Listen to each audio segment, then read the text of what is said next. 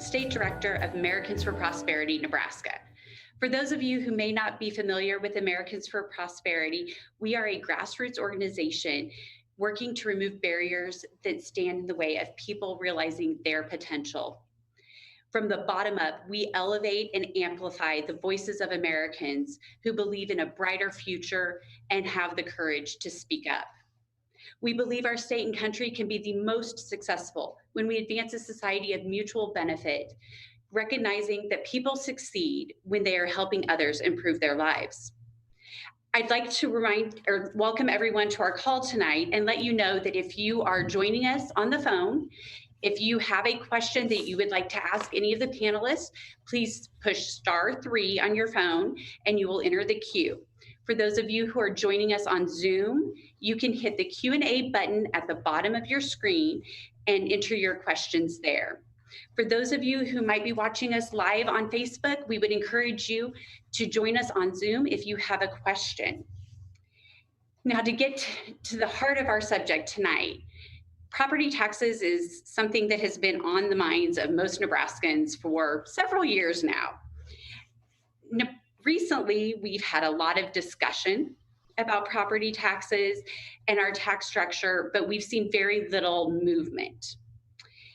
Between coming off of historic flooding in 2019, trade wars, and now the coronavirus pandemic, all of which have had a huge impact on our state, local, and federal economies.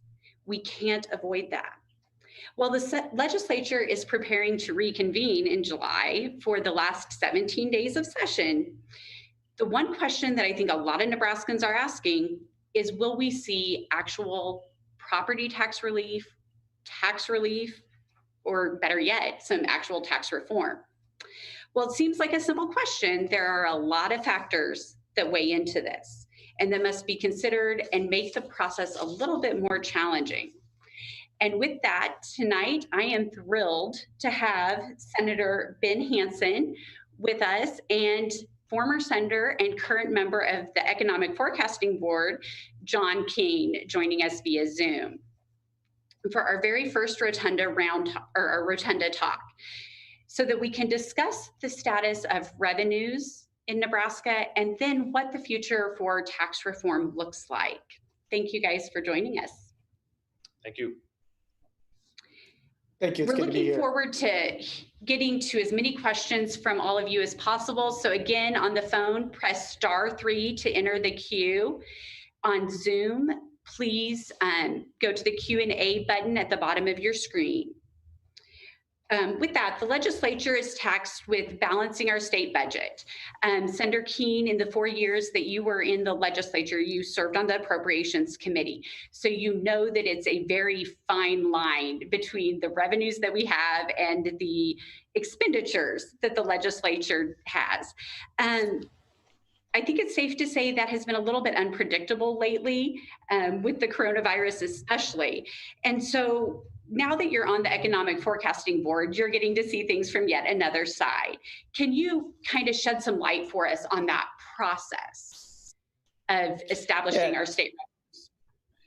Yeah, thank you. Yeah, the Economic Forecasting Board is tasked with the responsibility of developing what is known as the general fund forecast. So the Nebraska state budget is going to appropriate somewhere about $11 billion every year, with a mix of that being federal funds, cash funds, and that which is our general fund. And the general fund dollars are those dollars that are paid both in individual and corporate income tax, sales tax, as well as some miscellaneous taxes that don't go directly into cash funds. So using economic projections that are assembled by national experts and brought one set by the Department of Revenue and another set by the Legislative Fiscal Office, the Forecasting Board comes to a consensus and develops the revenue forecast, which is our best estimate based upon the best available economic projections of what the revenue of those areas of the general fund, how much corporate income tax, how much individual income tax, how much sales tax, and how much miscellaneous revenue is going to come into the state general fund, which is going to run somewhere right around that $5 billion figure. the current forecast, which is certified and official, the one that we're operating on for the purposes of understanding our state budget and our constitutional requirement to balance that budget, was set last April of 2019 at about $4.8 billion. Subsequent meetings, we increased that revenue projection, but under operative state law, we only certify that forecast if the forecasting board predicts a drop or decrease in the revenue. So some of you may have seen the headlines where February 28th, the last meeting of the forecasting board, we'd actually had increased the revenue projections to about $5.2 billion. You might recall that was the same week that we saw the precipitous plunge in the Dow and stock market values.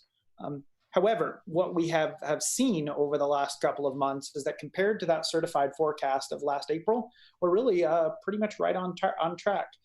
We're about 0.1% year to date off of our April forecast from 2019. So despite all of the uncertainty, both economically and in the public health crisis that we've been facing, state revenues continue to be just about on mark with the certified forecast from last year.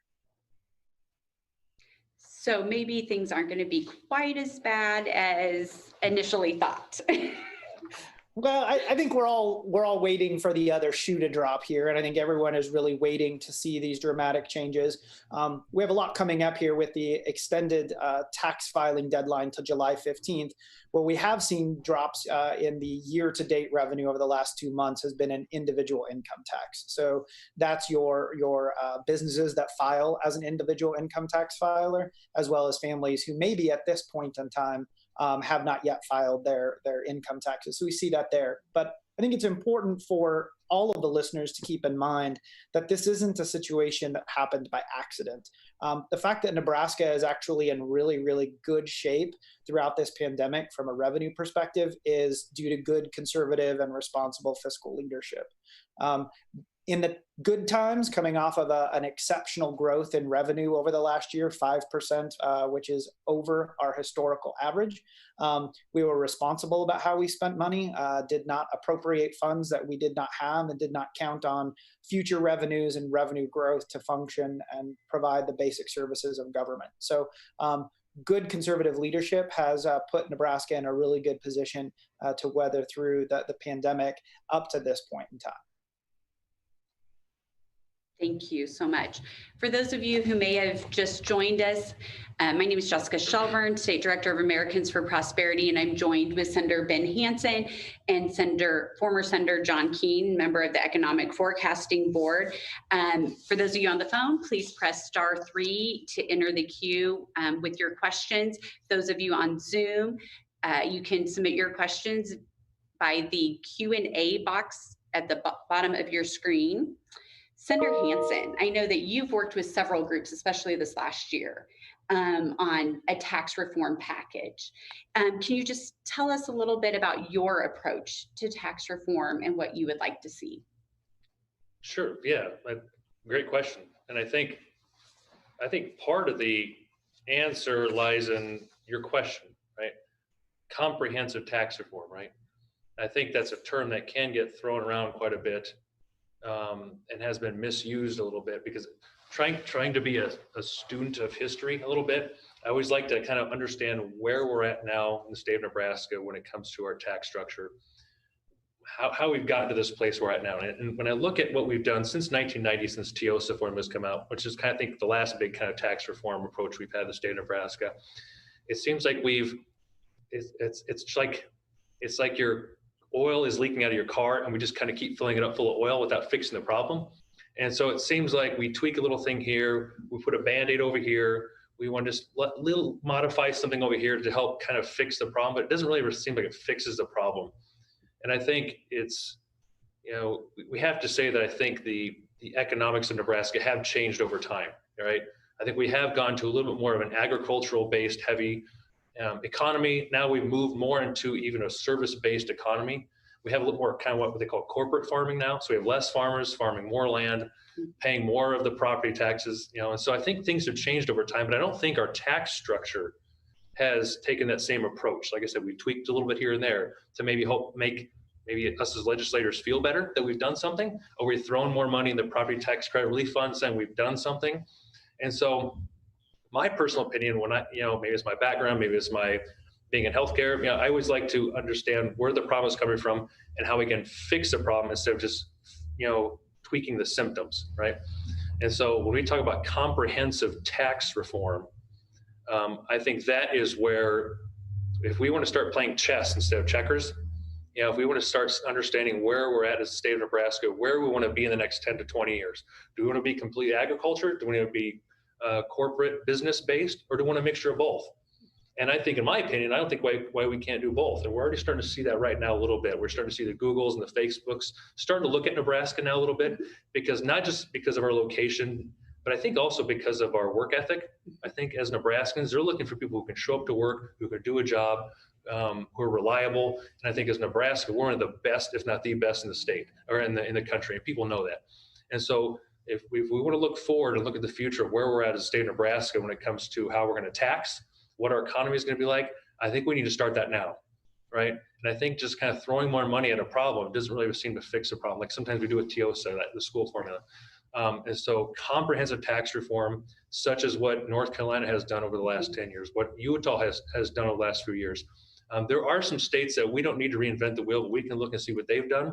And they've done a fantastic job. North Carolina is a good example of that. They have been one of the least business-friendly, tax-friendly states in the country to almost being one of the best.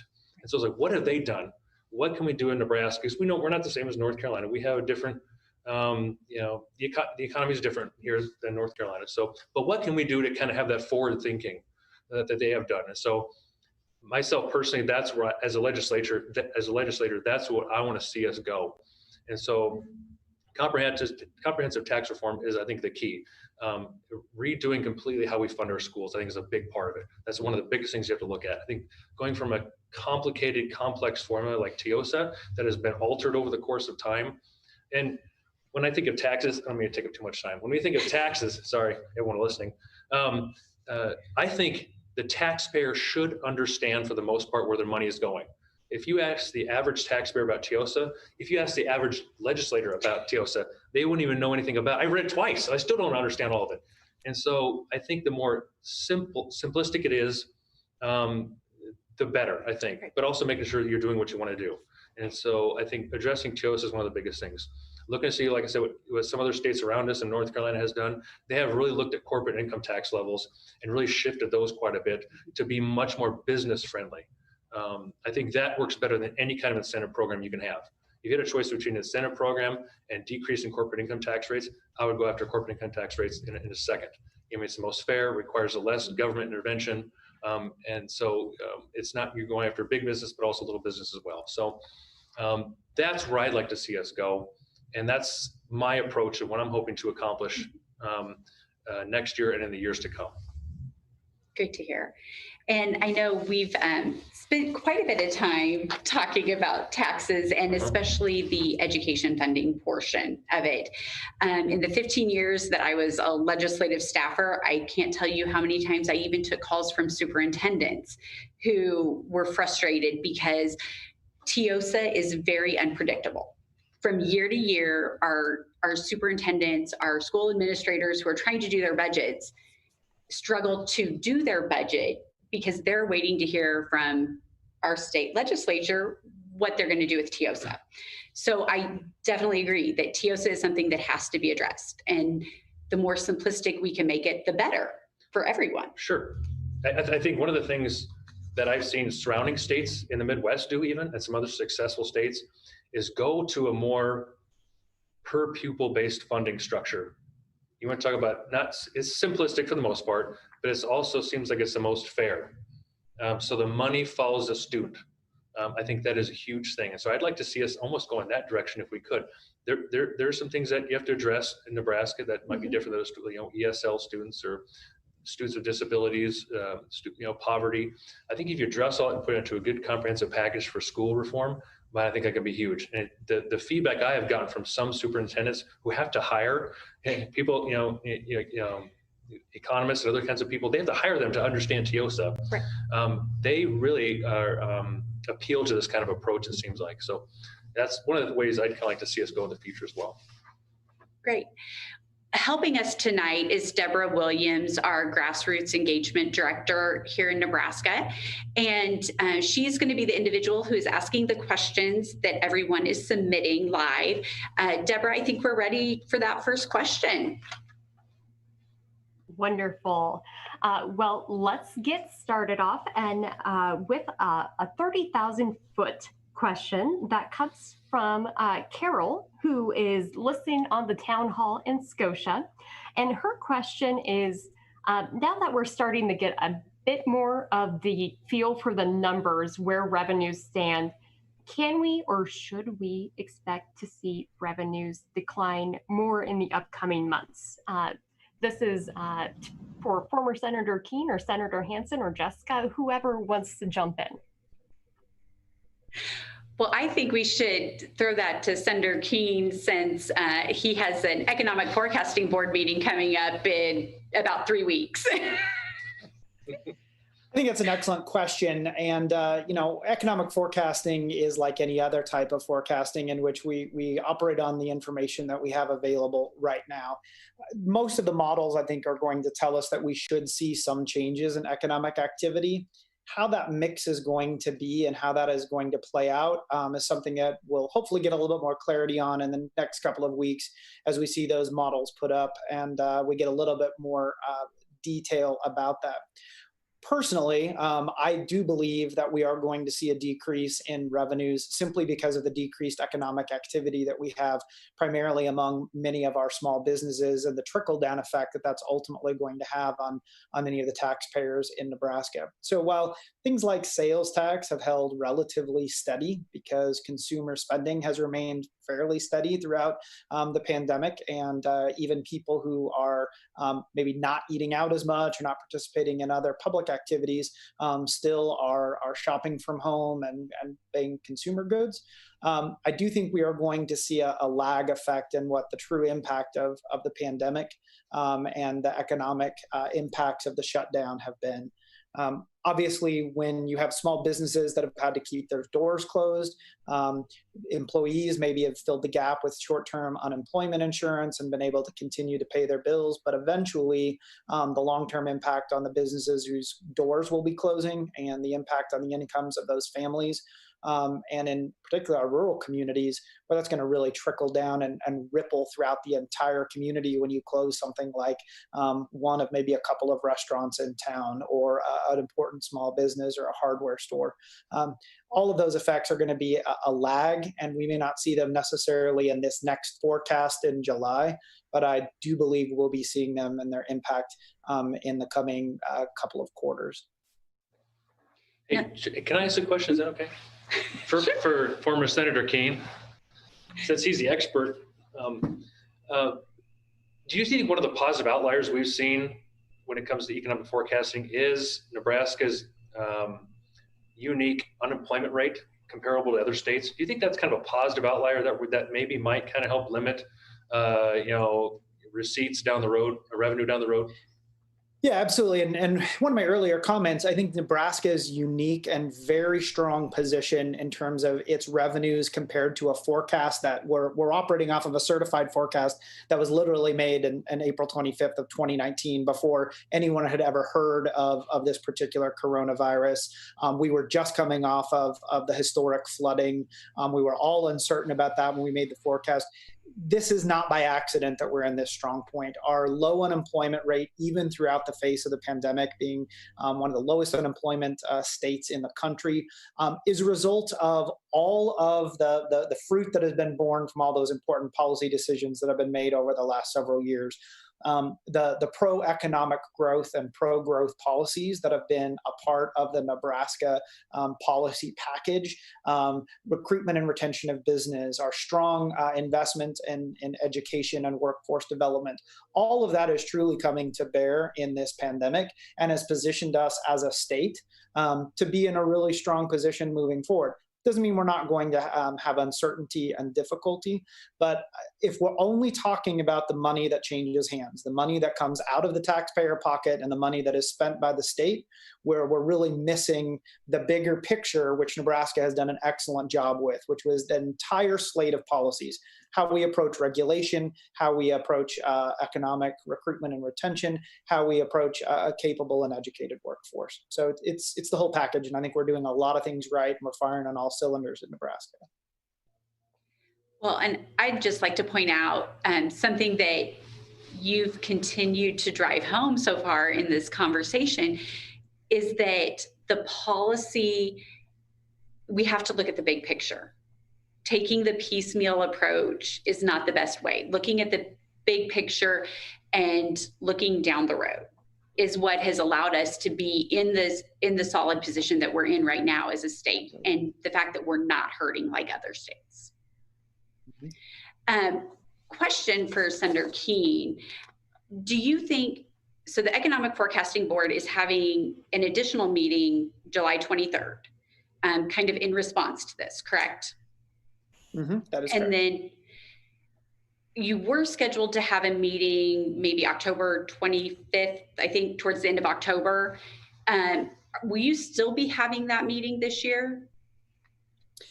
As far as I know at this point, we will continue to have that October meeting. So typically the forecasting board meets 3 times a year during odd years, which is part of the long session and a budget biennium. So we meet in February, April, and October for the long session when they're developing a biennial budget. So that April meeting kind of giving the legislature additional guidance as we refine a forecast before they pass a biennial budget. In even years like this year, we would normally just meet in a February and an October. The July meeting is just simply in response to this unprecedented situation that we're facing with coronavirus. And I would expect that we're still going to be dealing with uncertainty economically, and that the October meeting will again help us to continue to put a fine point on that forecast and continue to revise it to provide the best information for policymakers going forward. Thank you. Deborah, I believe we are ready for the next question.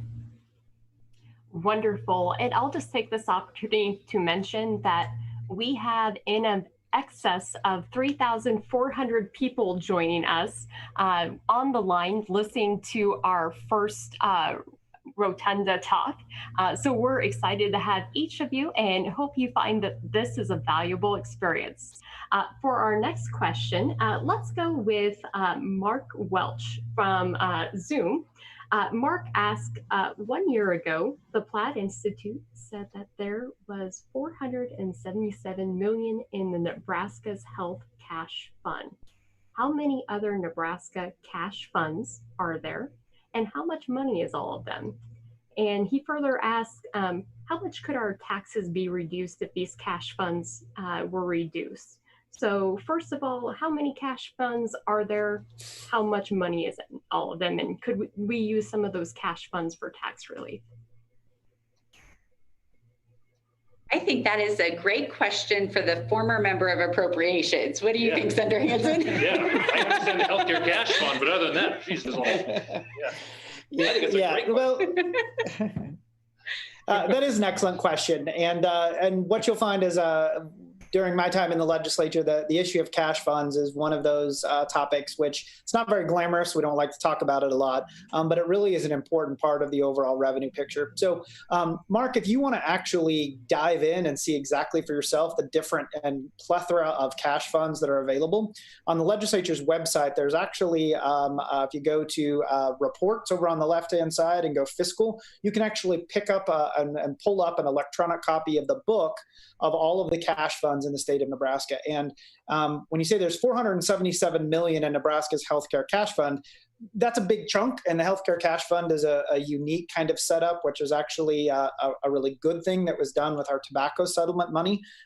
However, you should note that there is $2.6 billion that's appropriated in this current budget annually by the legislature out of these cash funds. And what these cash funds are is they are fees in many cases. So these cash funds run the gamut of everything from your gas tax. Much of the Department of Transportation is funded via those specific targeted revenues, which go into a cash fund.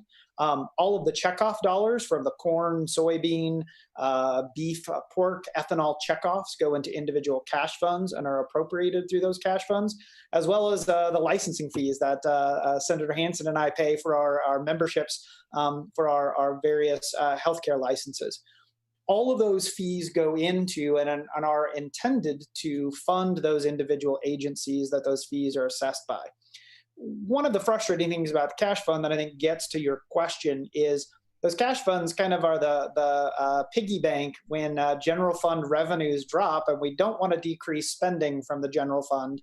They go in and they raid those cash funds. So they take excess funds. So, for example, there's more funds that were collected in brand inspection fees than the brand commission spent that year, and there's a balance sitting there.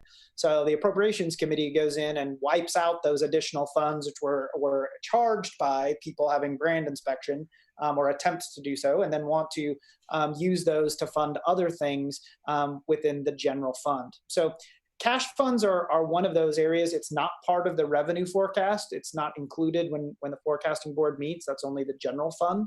And those funds accumulate over time and are often appropriated for other purposes. And I'm glad you asked the question. I encourage you to really get in and take a look at those if you're interested, and root around in them and see what you think. There's a lot of interesting data in there and a lot of good policy if we really want to look at fiscal responsibility and that, again, the $2.6 billion in cash funds that we appropriate annually in the state of Nebraska.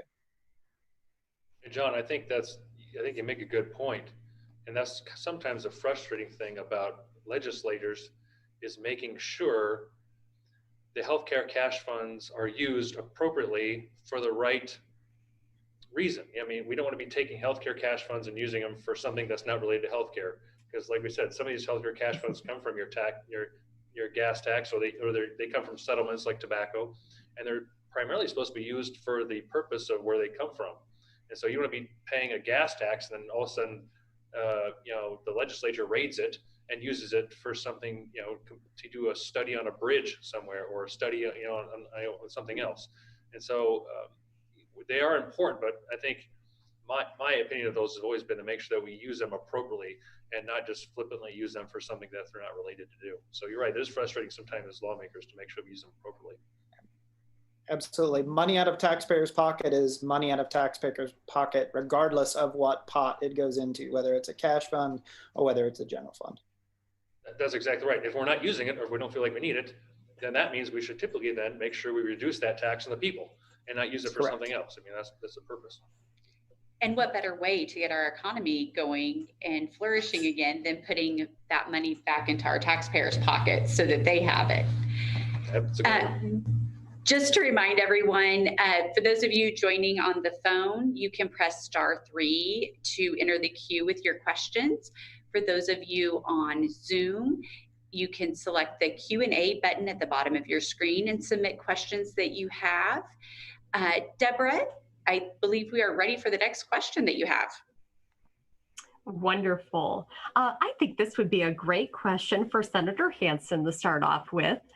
Eileen from Prague asks, why do we have a current broken education funding formula? And I know since you've read through TIOSA that this would be a great question for you to start off with, Senator Hansen. That is a good question. And like I said before, I think the fact that it's broken is because of the change in economics, right? We used to have more farmers paying a more heftier part of education. Now we have less farmers paying just as much as that portion as well. Now, because they still own a lot of land, they're still paying a lot of property tax. And I think where the TIOSA formula went wrong is that it did not take into account land value changes. And so when you saw that spike in corn 6 years ago, I believe, and land values shot up, and they haven't really come down, appropriately, but they're still paying a certain amount in property tax to help make up for that. I think that's where it's gone wrong. I think that's where the broken part of it is. And also, we're starting to see a lot of this money used for education start to get funneled a little bit more towards the bigger schools like Omaha and Lincoln, and not so much like, for instance, Blair, where I'm at. I don't think they get very much at all. And actually theirs went down this year, and they still have quite a bit of students, but it all comes down to needs and resources, right? And so Blair is in one of those situations where they're not too small, but they're not too big. They don't have as many students with disabilities, or because they can't handle them, so they have to ship them out to Omaha, and so they end up getting some of that money, or they don't take a lot of option enrollment students. And so a lot of those other rural schools are in that same kind of predicament, right? And so they're not getting a lot of that money. And that's where I think it's kind of broken, and I think we need to make it more, I hate to use the word fair, because that is kind of a term that's used differently for a lot of different aspects, but something that needs to be a little bit more fair and appropriate. And that's where the per student pupil-based funding comes into play. The money follows the student. So if a student decides to go to whichever school that they choose, and that's a little more of a freedom of choice for the student and the family, that's where the money goes. It goes to the school. And so that's where I'd like to see some of this go. And so the reason that our current formula is broken is kind of a multifaceted kind of answer. But for now, I think a lot of it is that it has not changed with the times appropriately based on what our economy has become, and also the shift in the economy and land value changes. That's a big part of it, I think.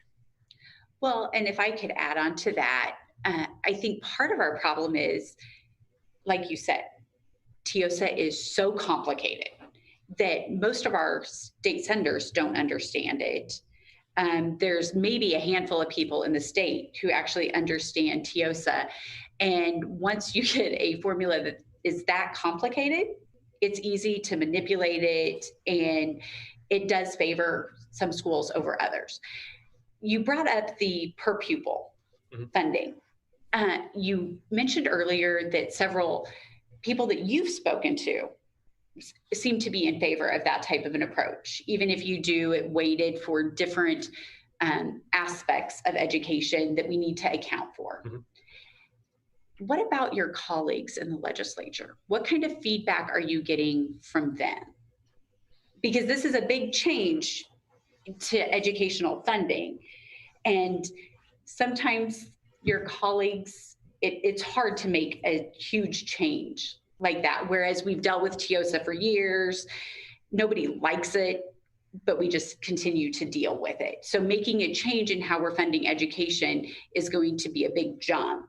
And it's going to more than likely take 33 of you. Yeah. Fear of the unknown, right?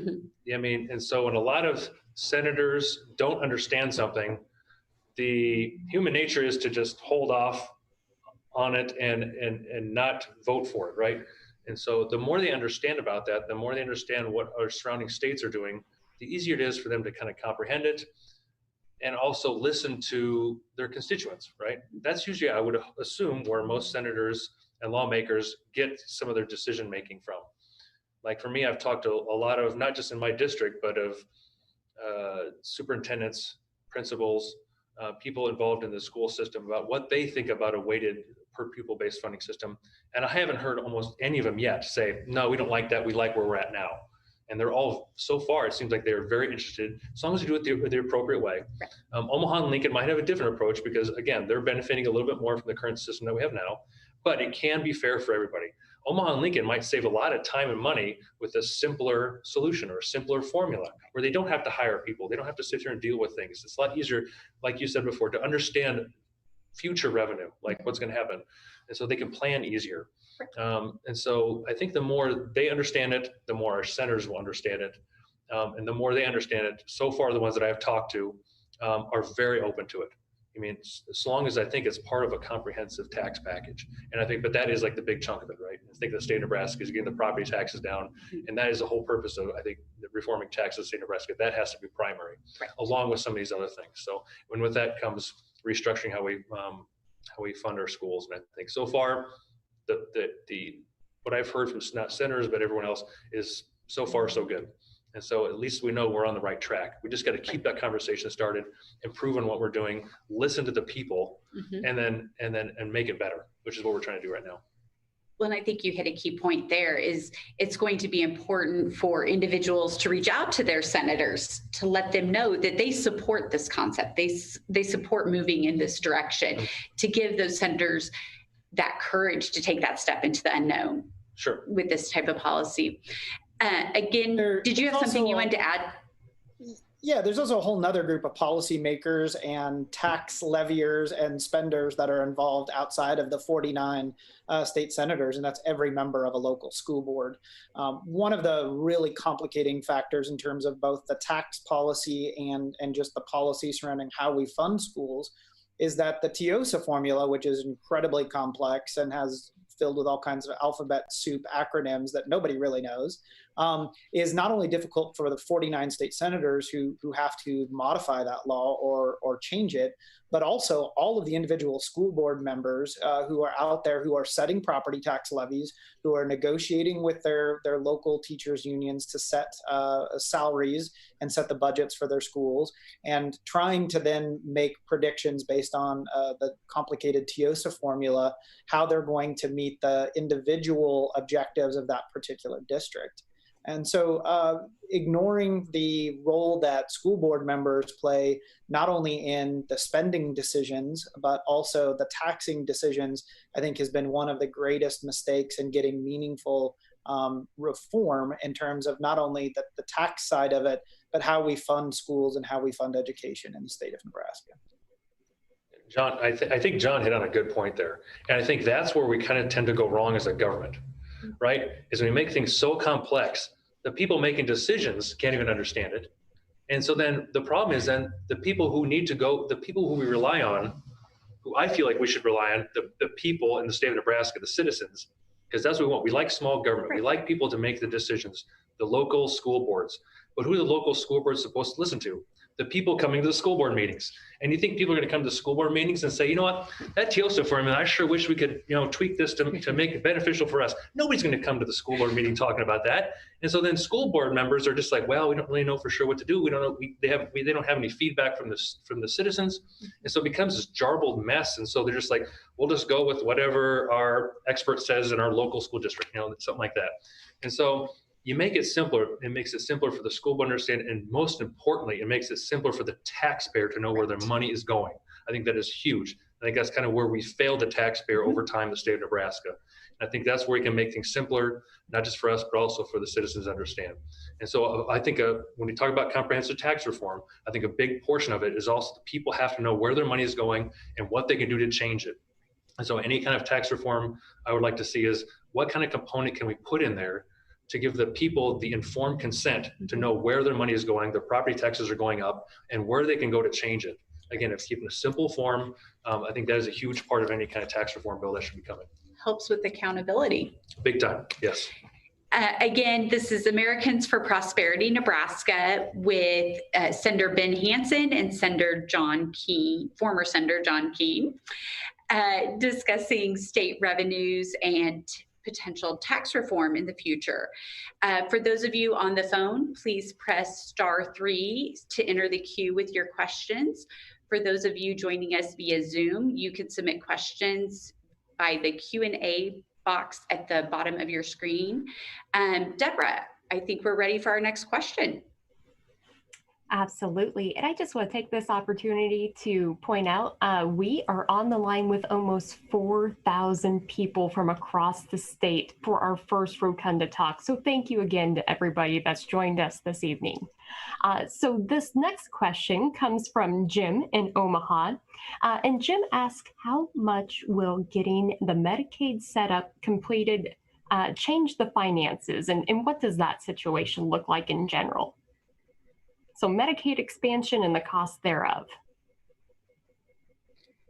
Well, I think that I'll go ahead and start on this one. The state legislature had budgeted. It was part of the governor's budget that was passed that took into account Medicaid expansion. Medicaid expansion will take effect, I believe they're still on track for an October 1st date. I don't know that anyone had the foresight to plan on a pandemic hitting us and what that might do.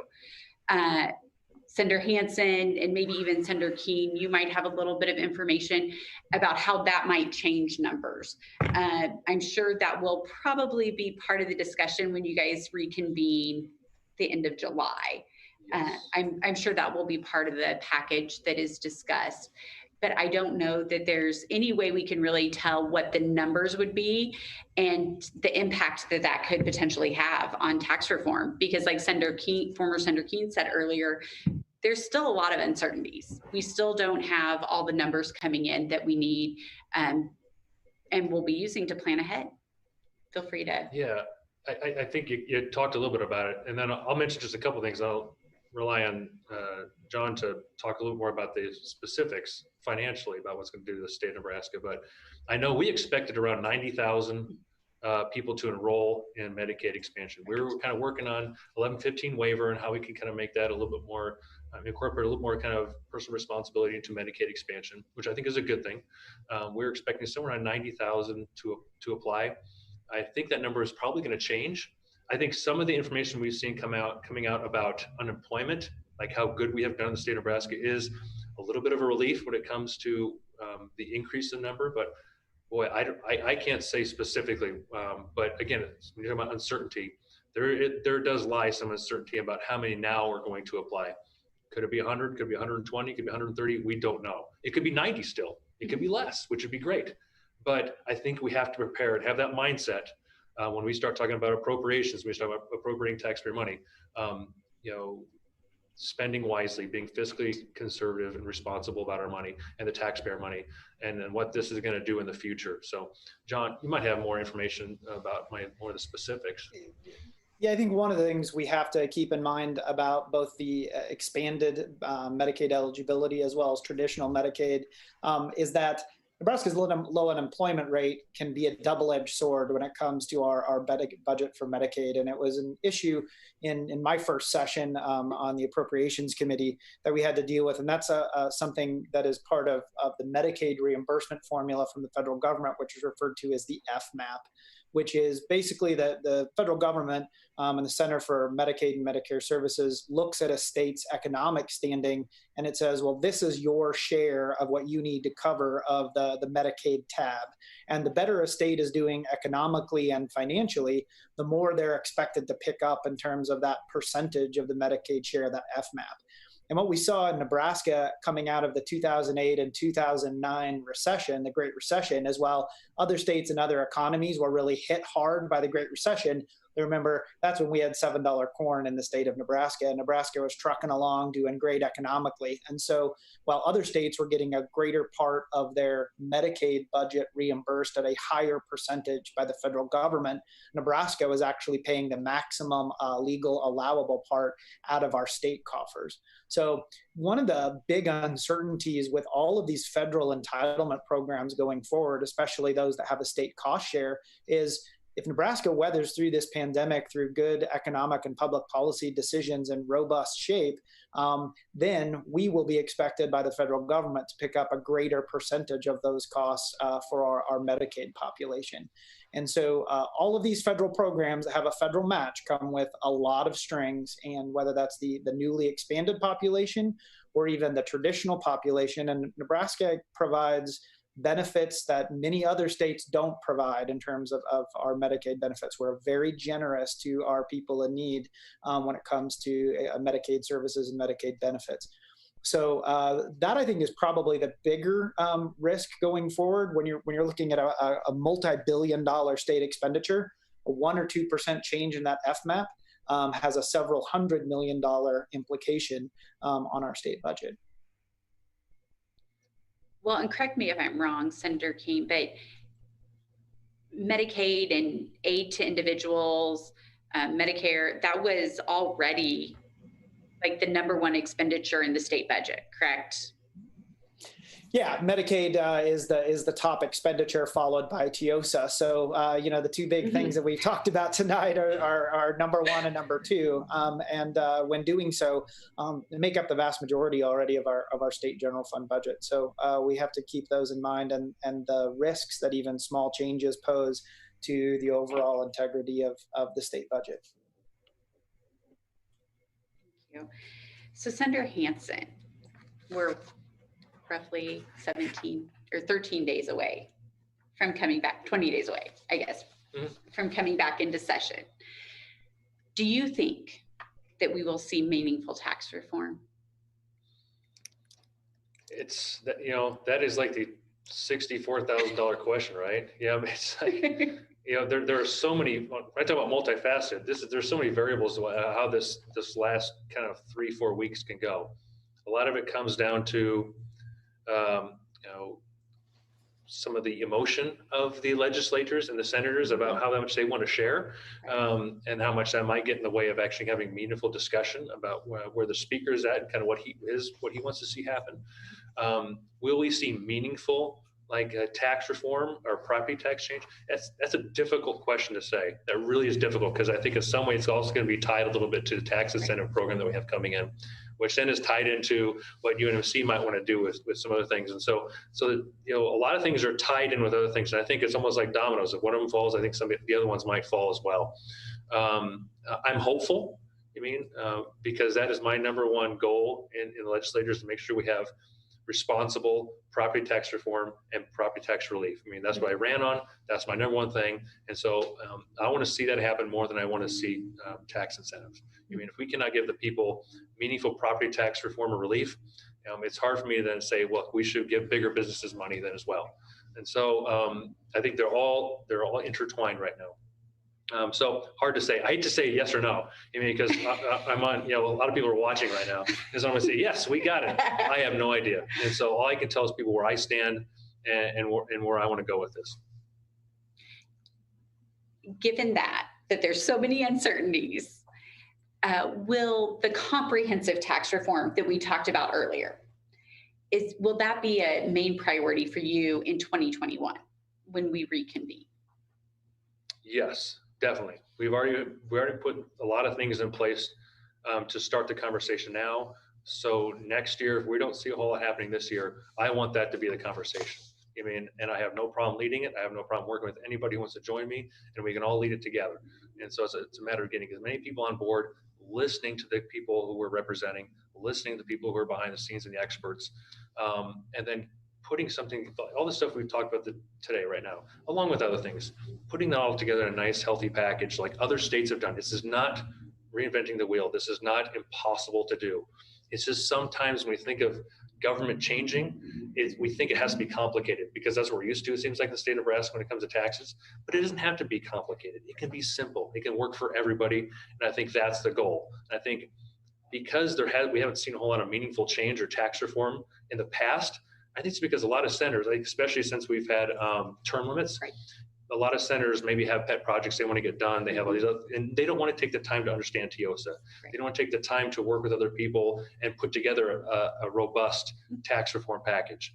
But just like I told everybody when I ran, this is what I'm here for. And so that's what I'm here to do. And so I feel like I'm good at fixing problems. And so that's what I'm hoping I can do along with others. And so that's my goal in the future. Well, I think we have a big problem that you can tackle and hopefully fix for us. We'll find out.